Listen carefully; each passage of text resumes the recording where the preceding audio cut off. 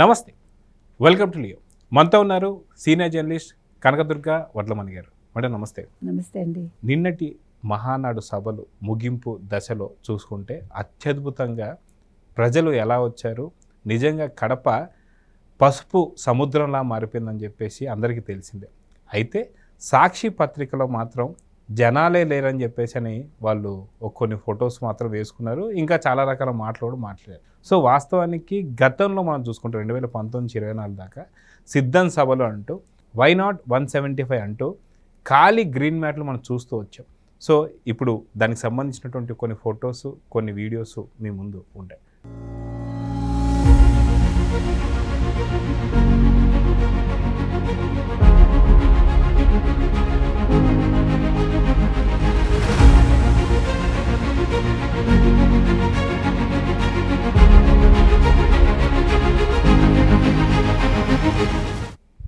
So చూశారు కదా.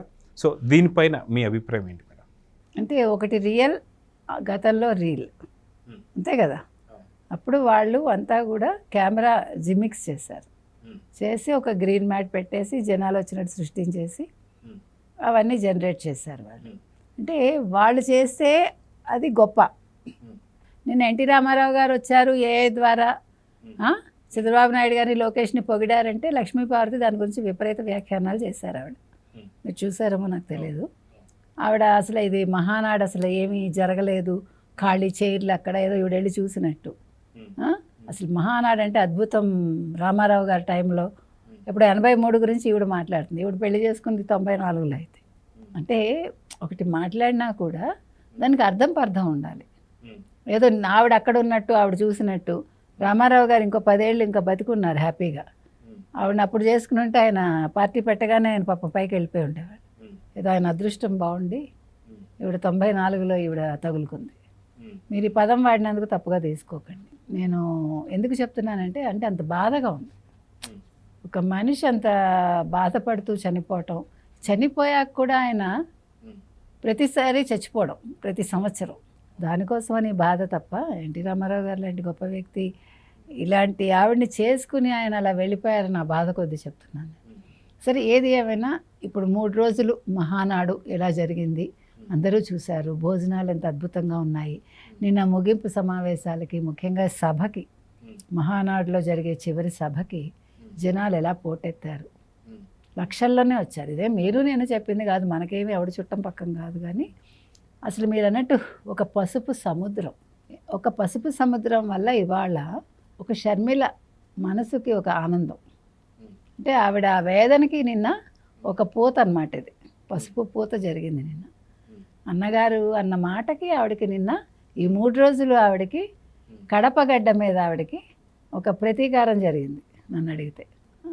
అంటే పాపం జగన్మోహన్ రెడ్డి లాంటి వాళ్ళు ఇప్పుడు చూడండి, నిన్న జెండాలంతా తెంపించేశాడు భరించలేక.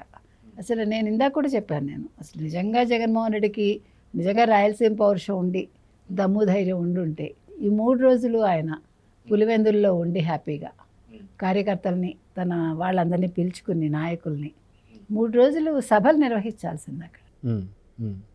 అప్పుడు ఆయనకి దమ్ముంది, ధైర్యం ఉందని మనం ఒప్పుకునేవాళ్ళం. ఎక్కడో ప్యాలెస్లో కూర్చుని ఇక్కడ సభ జరగలేదు అని ఆయన అనడం, మిగతా వాళ్ళు వంత పాడడం, లక్ష్మీపార్వతి లాంటి వాళ్ళు దానికేమో దరువు వేయడం, ఇవన్నీ అవసరమా అండి? ఏది ఏమైనా 3 రోజుల సభలు మహా అద్భుతంగా జరిగాయి. సిద్ధం సభలు వెలవెలబోతే ఈ సభలు ఎంత అద్భుతంగా అంటే కళకళలాడిపోయాయి. అది ఇక్కడ మనం చూసుకుంటే సిద్ధం సభలకు సంబంధించి కూడా దాదాపు ఫ్లెక్సీలకే 650 కోట్లు పైచిలుకు పెట్టారని, అది కాకుండా ప్రభుత్వ ధనాన్ని కూడా వినియోగించారని చెప్పి. కానీ ఇక్కడ వచ్చేసరికి మనకి మహానాడు సభలు ఎప్పుడైనా సరే టీడీపీకి సంబంధించినటువంటి ఒక ఫండ్ ద్వారానే మనం చూసుకుంటున్నాం. కానీ ప్రభుత్వ ధనాన్ని కూడా కొల్లగొట్టినటువంటి ఒక జగన్ వై నాట్ 175 సభలకి జనాలు రాక గ్రీన్ మ్యాట్ గ్రాఫిక్స్ పెట్టుకొని మహా మ్యాట్ మనోడు వేసాడు చూసాం మనం. సో దీన్ని ఎలా చూడాలంటే అంటే మీరు అన్నట్టుగా ఇప్పుడు ఏమండి, పార్టీకి సంబంధించి ఒక మహానాడు అనేది పార్టీ భరించాలి, పార్టీ నిధులు పెట్టుకోవాలి. ప్రభుత్వానికి ఏంటి సంబంధం? పార్టీలో మీరు పోటీ చేస్తే పార్టీ తరఫున ప్రజలు గెలిపించడం వరకే వాళ్ళకి సంబంధం. నిధులు వాళ్ళకి సంబంధం లేదు, ప్రభుత్వానికి అంతకంటే సంబంధం లేదు.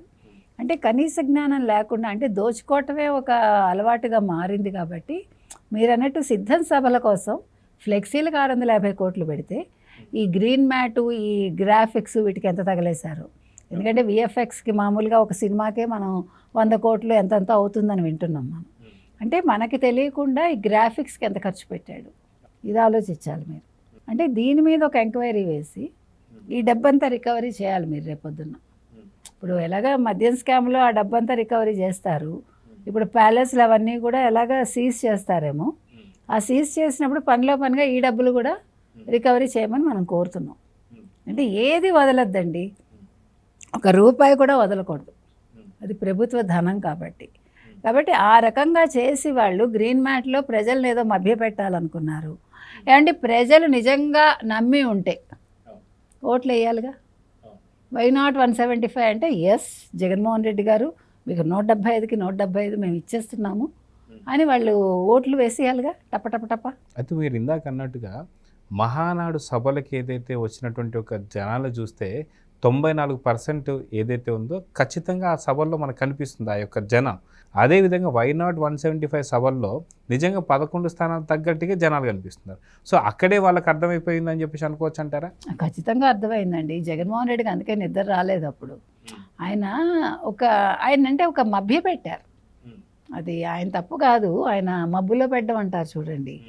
అందుకని ఆయన నీలిరంగు బల్బులు వేసి ఆయనకి రాత్రి పడుకోబెట్టి ఆయన్ని మీరు నెగ్గుతారంటే ఆయన కళల ప్రపంచంలో బతికాడు. ఆయన వాస్తవాలు మన సజ్జల గారికి తెలుసు, what is going to happen, ఎలాగ మన పార్టీ రాదు, ఆయన మోటాముల్లే సర్దుకుని ఉంటాడు. ఆయన తెలియంది ఒక జగన్మోహన్ రెడ్డికి. అందుకే పాప అమాయకంగా వై నాట్ 175 సర్లే 151 వచ్చినా చాలు, ఎంతో కొంత వస్తే చాలని ఒక స్టేజ్కి వచ్చాడు ఆయన. అదే గతంలో తను ఫారెన్కి వెళ్ళే ముందు కూడా ఎలక్షన్స్ అయిపోయిన తర్వాత అక్కడున్న ఐపాక్ టీంకి ఈయన భరోసా ఇస్తున్నారు. ఈయన భరోసా ఇచ్చాడు, కరెక్ట్.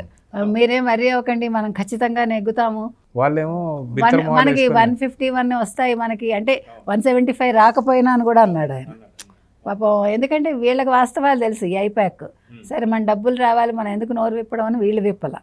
అదే కాక తను భరోసా ఇస్తుంటే వీళ్ళు ఆశ్చర్యపోతున్నారు, నీకు అంత ఎందుకు వస్తాయి, గ్రౌండ్ రిపోర్ట్ వేరు కదా అంటే వీళ్ళకి భరోసా ఇస్తున్నాడు. అదే సో దీన్ని ఎలా అంటే ఆయన వెరితనానికి అది నిదర్శనం అండి, వీళ్ళ చాకచక్యానికి ఇది నిదర్శనం. అంటే ఐపాక్ అంత బాగా వాళ్ళు మేనేజ్ చేయగలిగారు, ఐపాక్ని సజ్జల భార్గవరెడ్డి అంత బాగా మేనేజ్ చేయగలిగాడు. ఇప్పుడు నేను పాప ఆయన నాకేం తెలియదు, నేనేం పోస్టులు చేయలేదు, అంతా వాలంటీర్లు చేశాడు అంటున్నాడు. నేనెరగా ఒక పాట ఉంది, అలాగా నేనెరగా వాలంటీర్ని అడుగు అంటున్నాడు ఆయన. కాబట్టి ఎవడికి వాడు చూసారా తప్పించుకుంటున్నారు. వాళ్ళు 2,50,000 మందికి ఉద్యోగాలు పీకేశారు కూటమి ప్రభుత్వం అని చెప్పేసి అంటూనే ఇప్పుడు ఆ 2,50,000 మంది మీద ఇప్పుడు కేసులు పెట్టమని చెప్పేసి అంటున్నాడా భార్గవ రెడ్డి? అంటే ఏమంటాడు? అంతే కదా. ఇప్పుడు ఆయన ఏమంటున్నారంటే నిన్నటి వరకు అబ్బా వాలంటీర్లే మాకు మొత్తం ఏమనాలి, మొత్తం పార్టీ అంటేనే వాలంటీర్లు అనుకున్నారు, కానీ ఆ వాలంటీర్ల వల్లే మేము ఓడిపోయామని ప్రతి ఒక్కడు చెప్పాడు. చెప్పాక వీళ్ళందరూ కనీసం వాళ్ళకి ఒక ఎక్స్టెన్షన్ లేదు, వాళ్ళకి ఒక కాగితం లేదు, జీతాలు లేవు, ఏమీ లేవు. వాళ్ళని రోడ్డు మీద కుసిగొలిపి అసలు యాక్చువల్గా వాళ్ళ చేత రిజైన్ చేయించింది కూడా ఈయనే కదండి. సో రిజైన్ చేయించింది కూడా వాళ్ళ వైసీపీ వాళ్ళే కదా. కాబట్టి ఇవాళ అదే వాలంటీర్లు ఇవాళ మళ్ళీ శత్రువులు అయిపోయారు. ఎవరికి? సజ్జల భార్గవరెడ్డికి. సజ్జల భార్గవరెడ్డి అంటే ఎవరు? సజ్జల రామకృష్ణారెడ్డి కొడుకు. సజ్జల రామకృష్ణారెడ్డి కొడుకు అంటే ఎవరు? ఐపాక్ టీంకి ఇన్ఛార్జి. ఐపాక్ టీంకి ఎన్ని కోట్లు ఇచ్చారు మీరు అంటే 100 కోట్లు ఇచ్చారు. మరి 100 కోట్లు ఏమైపోయాయి అంటే మనం చీమ కథ చెప్పుకోవాలి. నా పుట్టలో వేలు పెడితే కుట్టనా అన్నట్టుగా నా దగ్గరికి వస్తే డబ్బులు తిననా అంటాడు ఈయన. డబ్బులు తినేసి అంతా వాలంటీర్లు చేశాడంటాడు ఈయన. అంటే ఇప్పుడు చూసారా, ఎవడి దాకా వచ్చేసరికి వాడు తప్పించుకుంటున్నాడు. అందుకే జగన్మోహన్ రెడ్డి మహానాడు అంటే భయపడిపోయాడు. ఇప్పుడు ఆయనకి ఇంకా బాగా పిక్చర్ అర్థమవుతుంది. అందుకే నా దగ్గర డబ్బులు లేవు, మీరు ఏమైనా చేసుకోండి, ఏమైనా చావండి, మీరే ఖర్చు పెట్టుకోండి, మనం మళ్ళా వచ్చినప్పుడు మీరు దండుకోండి, అంటే మీరు మళ్ళీ అప్పుడు దందాలు చేసుకోండి అని చెప్తున్నాడు. అంటే ఏ పార్టీ నాయకుడైనా అలా చెప్తాడా? అయితే ఇక్కడ మనం చూసుకుంటే నిన్న కడపలో జరిగినటువంటి ఒక మహాసముద్రం ఏదైతే ఉందో, పసుపు మహాసముద్రం కింద అయినటువంటి ఒక స్థితిని చూసిన తర్వాత నిజంగా మీరు అన్నట్టుగా నిద్రలేని రాత్రులు గడిపాడు జగన్. అదేవిధంగా next Mahanadu why not Pulivendula అని చెప్పేసి అంటున్నారు తెలుగు ప్రజలు. తెలుగుదేశం సంబంధించినటువంటి వాళ్ళు. నిజంగా పులివెందల్లో ఒకవేళ మహానాడు సభలు పెడితే వచ్చే 2026 సభలు ఏం జరుగుతుందంటే ఏం చెప్తారు? నిన్ననే చెప్పాను నేను, నెక్స్ట్ వై నాట్ పులివెందుల అని. కాబట్టి పులివెందుల్లో జరుగుతుంది అంటేనే ఆయన ముందు ఏ లండనో పారిపోతాడు, ఇంకా మళ్ళీ కలికల్లో కూడా కనిపించాడు ఆయన. ఎందుకంటే ఎలంక అంటే ఆ సౌండ్ ఎఫెక్ట్స్ కొద్దిగా వినిపిస్తాయి, దగ్గర కదా, కొంచెం బెంగళూరు దగ్గర కదా, అందుకని ఆయన భరించలేడు. అసలు పులివెందుల్లో వాళ్ళు కాళ్ళు పెడతారంటేనే భయపడిపోతాడు. ఇంకా అయిపోయిందిలే నా పని అని ముందే లండన్ చెక్కేస్తాడు. అందుకని ఏది ఏమైనా మహానాడు అనేది ఇవాళ ఒక వైసీపీ వాళ్ళ గుండెల్లో ఒక భయం రేకెత్తించింది. సో మనం రాయలసీమ ఖచ్చితంగా కోల్పోతాం పూర్తిగా. ఇంకా కొద్దో గొప్ప ఆశ ఉంది, ఆ ఆశ కూడా అడియాసే అనేది వాళ్ళకి అర్థమైపోయిందండి. సో నెక్స్ట్ మరి జగన్మోహన్ రెడ్డి ఇప్పుడు ఏంటంటే ఆయన ఎవరిని పరామర్శించట్లేదు. ఇంతమంది రెడ్లు అరెస్ట్ అయ్యారు కదా, ఈ మామూలుగా అయితే పరిగెట్టాలి, కానీ ములాఖాతులు ఎందుకు ఇవ్వట్లేదంటే ఇప్పుడు వీళ్ళందరి ములాఖాతులు చూసుకుంటే రేపొద్దున నా పరిస్థితి ఏంటి? ఇప్పుడు నేను అరెస్ట్ అయితే నా కోసం ములాఖాతుకి ఎవరు వస్తారు? ఆ బెంగో పక్క, ఈ మహానాడు బెంగో పక్క, రెండు రకాలుగా ఆయన నిద్ర లేకుండా చేశారు మీరందరూ కలిసి. అది ఇప్పుడు ఆయన పరిస్థితి. సో చూద్దామని ఖచ్చితంగా వైనాట్ పులివెందుల అని చెప్పి నెక్స్ట్ 2026 మహాసభలు అని చెప్పి అనుకుంటున్నారు. నిజంగా అదే జరిగితే జగన్ నిజంగా ఎలాంకలో ఉంటాడా లేదా లండన్ పారిపోతాడా చూద్దాం మరి. నమస్తే. నమస్తే. Please subscribe to Leo News for more videos.